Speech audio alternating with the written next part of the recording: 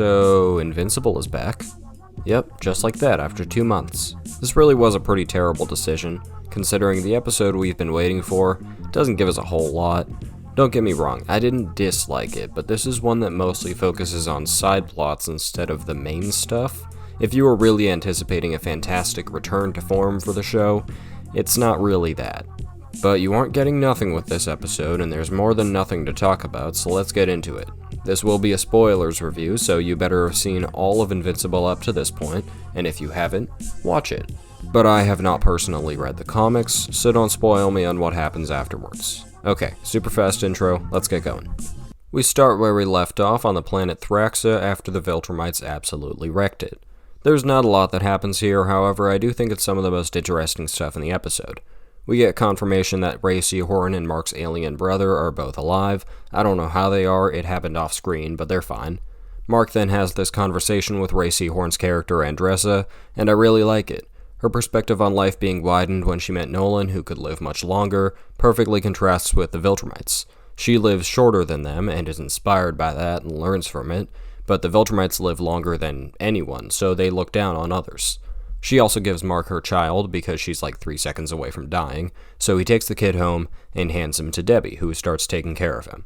This purple kid is pretty useless right now, and any scene that he's in is a bit weird since they mostly just treat him as a normal human baby, but I imagine with how quickly he grows, he'll do something vital later. Aside from that, this episode deals a lot with the Guardians of the Globe, and what it really made me notice is that there's so many people in this group. I didn't know Shrinking Ray was like a New Yorker. Her first line in this episode comes after about 20 or 30 minutes, and it really surprised me.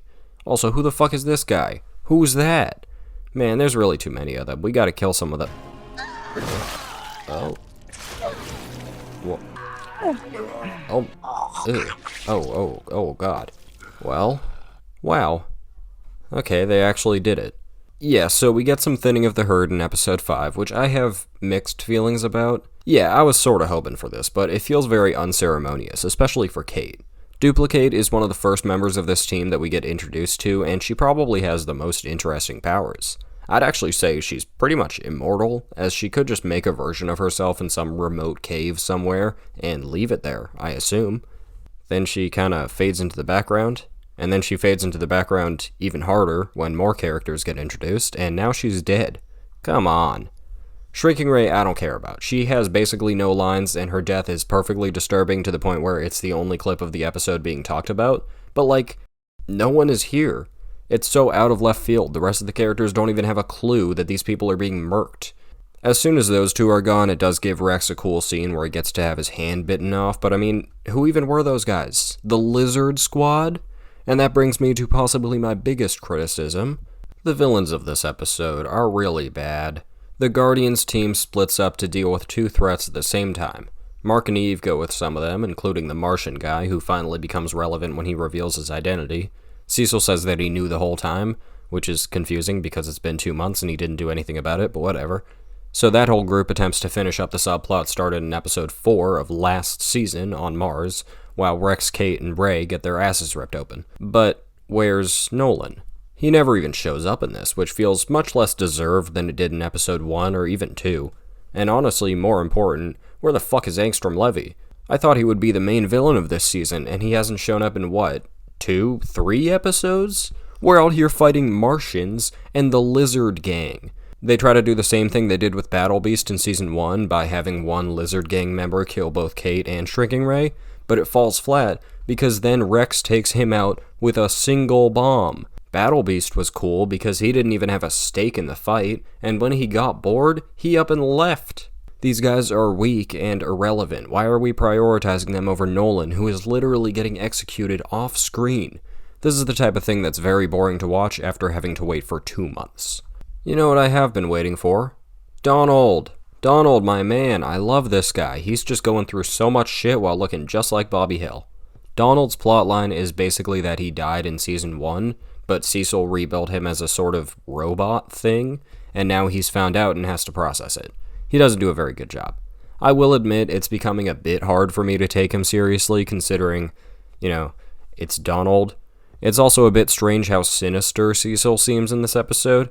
He's usually a pretty likable guy who does what he has to do to get the job done, but this man seems evil in almost all of his scenes. Both characters are starting to get a different approach, but I believe if they go further down this road, it could start to feel less and less strange, and possibly quite interesting. I mean, Cecil is the government. He's always had shady shit going on. He's just not always this creepy about it. Before Mark travels to Mars, he has a couple conversations with his friends. His talk with William, who I keep forgetting is in the show, is really nothing new. It's basically just, where have you been? It's been so crazy without you. Typical superhero's best friend stuff. His talk with Amber, though, is a little more interesting. The distance between them isn't just because it's written badly or we never get to see Amber, it's that Mark never gets to see Amber. Her explaining what's happened in her life over the past 2 months really puts into perspective how long that is to not see a person.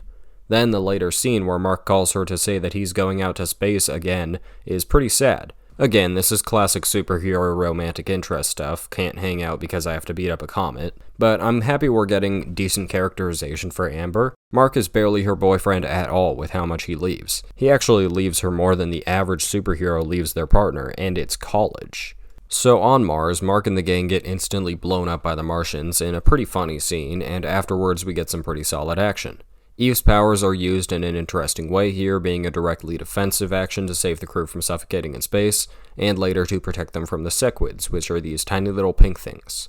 Just when things are ramping up, and in the other plot Rex is about to get his brains blown out by the stupid lizard guy, the episode ends. We get an end credit scene afterwards where Seth Rogen alien is sent to find Mark, but that's it, a double cliffhanger. And hey, that could be cool, but I think it's a little annoying.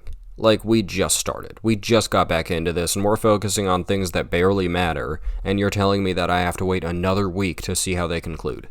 Just have Eve save somebody from dying, kill off Bulletproof because I still don't know why he's here, and Mark takes down the main astronaut Martian. With Rex, have Cecil teleport behind him and shoot the lizard guy just in time to save him. Then the Guardians regroup and mourn their dead, getting pissed at Cecil for not safely dividing them. Episode ends, and we don't have to keep it up with boring villains. Maybe that's not comic accurate, but I'm just not invested enough in what's going on to be hyped by the cliffhanger. It might sound like I don't like this episode, but that's not entirely true.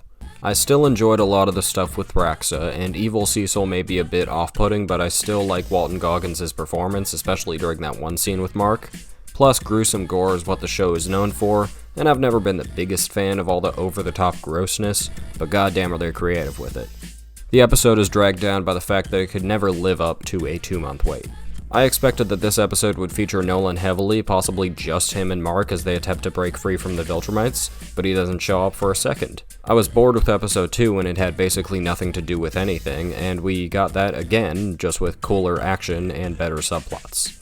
The best I can give this must come as a shock is a 7 out of 10, but it's more like a 6.5. Didn't love it, but I'll be back for episode 6. I gotta say, before I go, how insane is it that Alan the Alien is one of the primary characters of the show now? Like, we have subplots focused on both Donald Ferguson and Alan the Alien. What is going on? I can't say I'm not having fun with it. I'll see you next week with the next review. Thank you very much for watching, as well as liking and subscribing if you're not a heartless monster. Bye now.